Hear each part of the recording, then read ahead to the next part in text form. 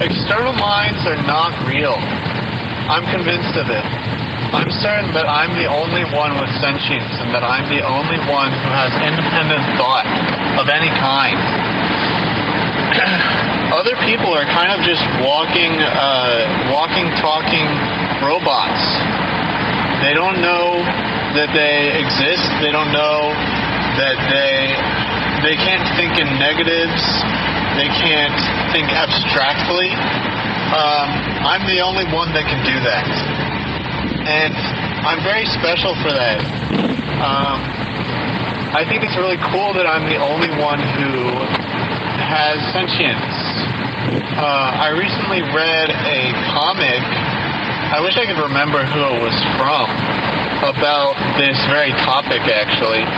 It's kind of ironic because the person who made it inherently must be some sort of non-sentient, sort of robot sort of character. So it's weird that that sort of person, if you can call them that, would make this, since it only applies to me. But it was about, I think there was some sort of attractive-looking kind of woman, and she was on a train, and she approached her male coworker, and she said something like, I think they said something along the lines of like, small talk is so boring, right? I could be wrong about that. I'm not certain. But, eventually they got to, the part in it where, the lady, the girl, as it were, she said,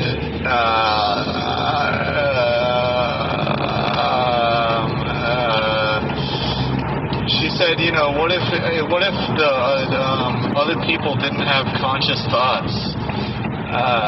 And the guy was like confused because that's a weird thing to say. But she kind of laid into it. She was like, yeah, I don't think other people are even real. You can't actually prove that other people have external. You can't even do that. You can't actually prove that other people have external minds, or that they think externally to your own, or that they exist, or that they are conscious, or that they have the capability for abstract thought, or the ability to think in negatives, or the ability to think long term, or any of those cool things that only I can do, and not the other person in this comic. Or the person who wrote the comic, or anyone I know, and then anything else really in the world. Nothing else can do that. They're all sort of like dogs, and I like dogs. That's not a bad thing to be a dog. You can be a dog and you can be really cute and cool, and I think that dogs are neat. I like dogs. When I see a dog and it goes woof, and I laugh at that. I like that. That's one of my favorite things about dogs. They woof. They also they smell. Yeah, they smell and they woof. That's what they do. You could argue that that's really what defines a dog, is that it woofs and smells. There are probably some other things in there that might be important for defining what a dog is. Dogs smell and they woof. They have paws. I like their paws. They're cute little... That's what they walk on. They walk and they have paws and they smell and they woof. That's really interesting. I think about that a lot, is dogs, specifically is what I think about. But I also think about, how did we even come up with the word dog? That's odd, right? That's strange that we have this arrangement of syllables and sounds and they mean a certain thing. I feel like that's particularly strange, since I'm the only one who's really sentient and can really understand meaning on an abstract, deeper level.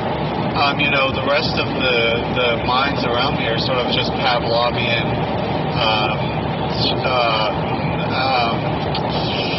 Pavlovian sort of machines. Obviously, that's obvious. No question about it, really.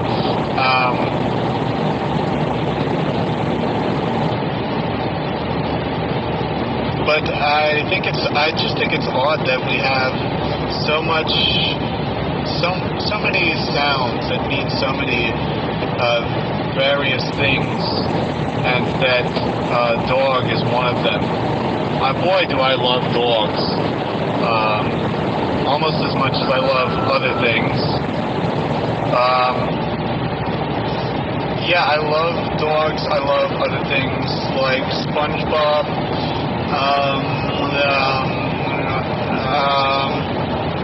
But dogs especially. I love it when they smell. I think smelling is really odd. I think smelling is interesting. I think it's cool. When things smell, I go yippee, and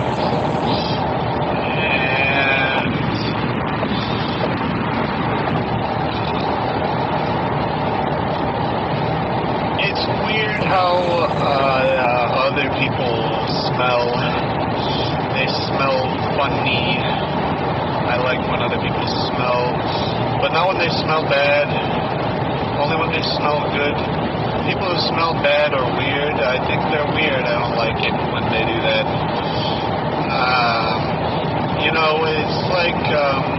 It's like I always say, bad smell, go to hell. That's what I say. I say it all the time. Hell, go to smell, kind of bad hell.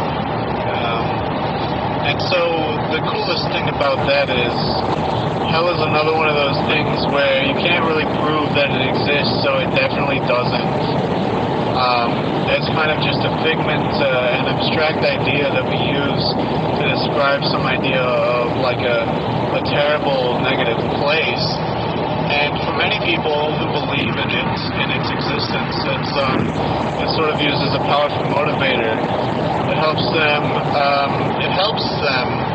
try to do good in the world and do good to others, such as myself, the only one who needs to be done good to, as I am the only one with sentience. But nevertheless, they do good to others that aren't me as well. And I think that's. You could say that that's interesting. You could say that that's a lot of things, but I think interesting is the one that I would say that it is mostly. But yeah, hell is sort of a weird concept. It's one of those things. It's maybe one of the only abstract concepts that I've seen other minds external to my own thinking. And I just think it's weird how they do that.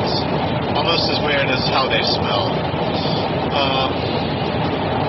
But I really prefer dogs to this. I think that they're cute. Another thing about dogs is that they have ears. They have big floppy ears usually, and those are my favorite kinds of ears for dogs to have, is the big floppy ones. When they have big floppy ears, I get really happy about it. And yeah, they hear things with that. They hear sounds. And what's really interesting about that is that they hear differently than us. They hear supposedly better than us. They can hear from a long way away. They can hear a lot of things. They can hear things that we can't hear at all. They can hear different parts of the auditory spectrum. Very, very cool. I wish I had the ears of a dog. I want to hear things that are different from what I usually hear. I think that that's neat to do. I wish I could. I wish I could know that it's neat to do. I wish I could know that, but I can't know that because I can't try it. I can't get different ears. I only have the one pair. So for the time being, I'm stuck hearing the same thing that I always hear, which is quite unfortunate. I want to hear other things that are maybe cooler, maybe newer frequencies, different frequencies. And frequencies, they're really strange, because if you think about it, frequency is really just how often something happens. And, a lot of things happen at varying rates, at varying speeds, and that's something to think about. I think about it a lot. How fast does something have to move or happen or be for me to hear it? How do I know which kinds of happenings become sound and which don't? How do you interpret that? How do you know? No one knows. I don't know. No one knows.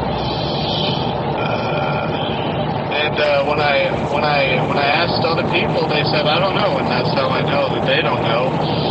I found out by asking.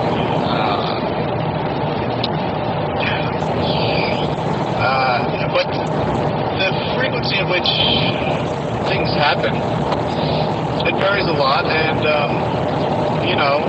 like a wheel on a car, a wheel on the car. It spins at a certain rate set by the engine of the car. I think about cars a lot, by the way. And when the wheel moves at a certain rate, it does in fact make a sound. This is interesting now, because we have a physical thing. It's moving at a speed. Something is happening every so often, and that happening also happens to create a sound. That's so strange to me. I just think about it a lot. What could it mean, What sort of broader philosophical implication can we take away from things happening because of other things, like sounds and other things creating sounds? I think that perhaps it means that we should consider the unexpected consequences of our actions. Something happens every so often, and it only expects to happen and be fully contained within itself, and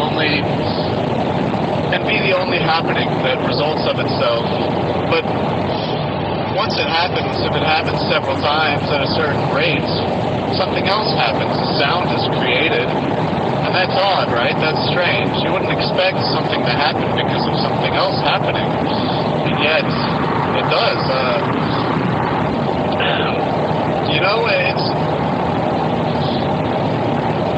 It's quite odd how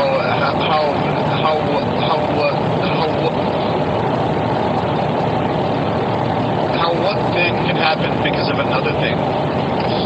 I think about that a lot. I think about chains of consequences. I think about dogs. I think about barking and woofing and smelling and hearing. And I think about all of these things because I am a great thinker. I have a great mind. I'm a great philosopher. And no one else thinks like me. No one else is as smart as me. And I'm the only one who thinks, really, if you think about it. You can't, sorry, but I'm the only one who thinks. I am really good at it, and I'm going to keep doing it, because it's all I do. It's what I do. It's what I love. Audio, podcast.